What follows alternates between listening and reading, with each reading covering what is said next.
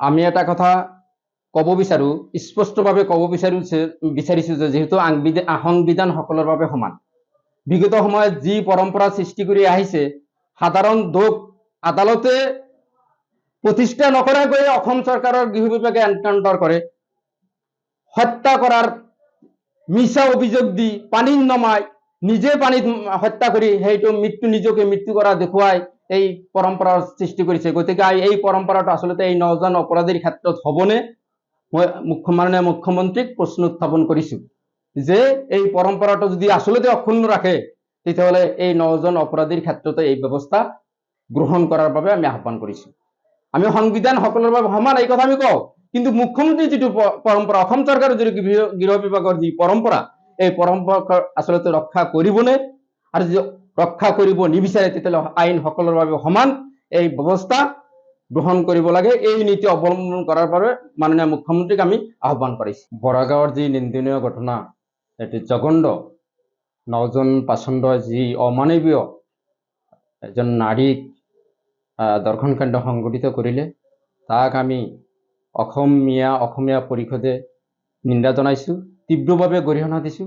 আৰু অসম চৰকাৰৰ যি গৃহ বিভাগ, এই গৃহ বিভাগক আমি ক'ব বিচাৰিছো যে যেহেতু স্মাৰ্ট পুলিচ, স্মাৰ্ট গৃহ বিভাগে এই যি নাৰী নিৰ্যাতনৰ নিচিনা ঘটনা বন্ধ কৰাৰ যি পদক্ষেপ ল'ব লাগে, এই পদক্ষেপ ল'ব পৰা নাই।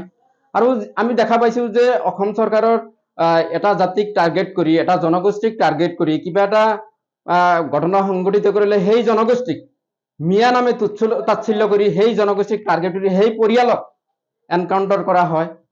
সেইজন অপৰাধী হয় নে নহয় বিচাৰ নকৰাকৈ তাক এনকাউন্টাৰ কৰা হয়। সেই পৰিয়ালৰ ঘৰত বুলডোজাৰ লগাই ভাঙি দিয়া হয়। কিন্তু এই ক্ষেত্ৰত আমি দেখা পাইছো যে যিবোৰ দল সংগঠনে সিহঁতে 15 মিনিট বিচাৰিছিল AK-47 লাগে, সেইসকল দল সংগঠনৰ নেতাসকল এতিয়া নিশ্চুপ কিয়? মই তেখেতসকলক প্ৰশ্ন উত্থাপন কৰিছো, তেখেতসকলৰ AK-47 এতিয়া কি মামৰে ধৰিছে নেকি? গতিকে অসম চৰকাৰৰ গৃহ বিভাগে এইসকলক এনকাউন্টাৰ কৰা হ'ব নে নহ'ব, ইয়াৰ উত্তৰ অসমবাসীৰ জনাব লাগে।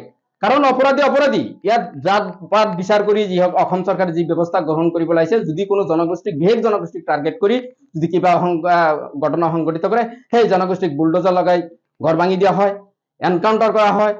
আপোনালোকে চাব, এটা ঘটনা সংঘটিত হল কিছুদিন আগত, সেই ল'ৰাজন আচলতে অপৰাধী নাছিল। পিছত ঘটনা হল যে সেই অপৰাধী সেই দৰ্শন কাণ্ড সংঘটিত কৰা নাছিল, কিন্তু পানী নথকা পুখুৰীত নমাই দি পানীত মৰাৰ ভাওজোৰা দেখুৱাই তাক হত্যা কৰা হল। গতিকে ইমান এটা জঘন্য ঘটনা সংঘটিত কৰিলে এতিয়ালৈকে কোনো দল সংগঠনৰ, যিসকল জাতীয়তাবাদী সংগঠন বুলি সিহঁতে চিঞৰি থাকে, সিহঁতলৈ AK-47 লাগে, 15 মিনিট লাগে, সেইসকলে এতিয়া কোনো প্ৰতিক্ৰিয়া নাই। গতিকে আমি অসম চৰকাৰৰ দাবী উত্থাপন কৰিছো, সেইসকলক কেতিয়া এনকাউন্টাৰ কৰা হ'ব, সেইসকল অপৰাধী, এই 9 জন অপৰাধীৰ ঘৰ বুলডোজাৰে ভাঙি দিয়া হ'ব নে নাই, আমি সেইটো বিচৰা নাই। কিন্তু যেহেতু অসম চৰকাৰে এই নীতি অৱলম্বন কৰি আহিছে, যেহেতু ভাৰতীয় সংবিধান সকলৰ বাবে সমান, কিন্তু এই সমান আমি দেখিবলৈ পোৱা নাই।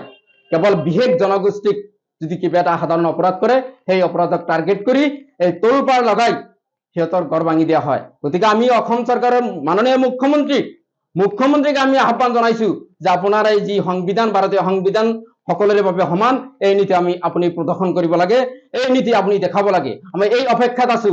আৰু যিসকল অপৰাধী সেইসকলৰ বিৰুদ্ধে আচলতে এইসকলকে দিন দুপৰতে ৰাজহুৱাভাৱে ফাঁচি দিয়াৰ ব্যৱস্থা গ্ৰহণ কৰিবলৈ আমি অসমীয়া পৰিষদে দাবী জনাইছো। আমি আইনৰ ব্যৱস্থাৰে এইসকল অপৰাধীক, যিহেতু ভিডিঅ' ফুটেজ ভাইৰেল হৈছে, প্ৰত্যক্ষ প্ৰমাণ আছে, সাক্ষী আছে, গতিকে এই সাক্ষী থকা অপৰাধীক আমি আহ্বান জনাইছো, এই অপৰাধীসকলক খোলাখুলিভাৱে ৰাজহুৱাভাৱে ফাঁচি দিয়াৰ ব্যৱস্থা গ্ৰহণ কৰাৰ বাবে আমি অসমীয়া পৰিষদে দাবী উত্থাপন কৰিছো। অপৰাধী যেই নহওক, যদি কোনো যি জনগোষ্ঠীৰ নহওক, যি ধৰ্মৰে নহওক, যদি এনেকুৱা অপৰাধ কৰে, সেইসকলক আচলতে এনকাউন্টাৰ কৰাৰ ব্যৱস্থা গ্ৰহণ কৰিবলৈ আমি অসমীয়া পৰিষদে তীব্ৰভাৱে দাবী উত্থাপন কৰিছো। আমি কোনো জাতি বা জাত পাত বিচাৰ কৰাকৈ আমি এই আইন বা এই সংবিধান, এই নীতি অসম চৰকাৰে বিৰত থাকিবলৈ বা অসম চৰকাৰে এই নীতি অৱলম্বন কৰা বিৰত থাকিবলৈ আমি আহ্বান জনাইছো।